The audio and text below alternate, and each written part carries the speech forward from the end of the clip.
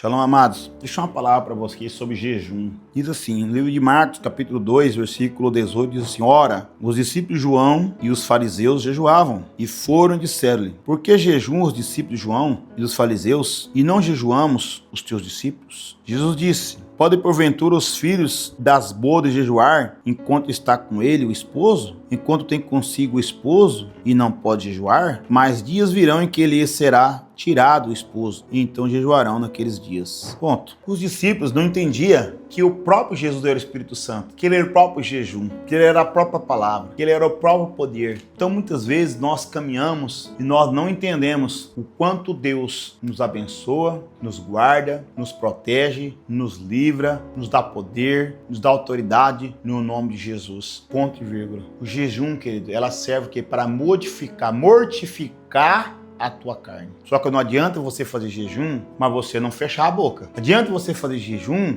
e você falar mal das pessoas, sacrifício de tolo. Tem vários tipos de jejum. O maior jejum que você vai fazer é o jejum de palavras. Que você vai fechar a tua boca. Você não vai olhar, não vai se contaminar com a iguaria do rei. Daniel, ele recebe a incumbência. Ele faz um propósito de não comer aquelas comidas, de comer tal comida. Mas o maior propósito de Daniel não foi se contaminar não só com a comida, mas principalmente com os costumes. Então não adianta eu jejuar de comida, de alimento, mas eu continuar com os mesmos costumes. Daniel, ele fez um propósito, mas ele não continuou com os mesmos costumes. Não contaminou com a comida, o que comia, nem o que falava. Ele se abstinou. É o ambiente que você vai, que não é adequado. Então aqui os discípulos de Jesus fez uma indagação para Jesus. Jesus fala, como vocês estão na boda do Cordeiro, vocês estão andando comigo, por que vocês precisam jejuar? Eu sou o próprio jejum. Agora vai chegar um dia que eu vou subir ao céu, vou deixar o Espírito Santo, então aí vocês vão ter que jejuar. Então, querido, fica para você. O jejum é necessário, mas o vigiar é prudente. Por isso que a Bíblia diz que nós possamos ser sargás como a cobra, prudente como a pomba. Nós precisamos entender o que está acontecendo. Quero deixar essa palavra. Pai amado e querido Deus, em nome de Jesus, eu profetizo a abundância do Senhor sobre essa palavra chegar, que haja provisão, que haja poder, que haja autoridade, que haja manifestação do teu Espírito, em nome de Jesus.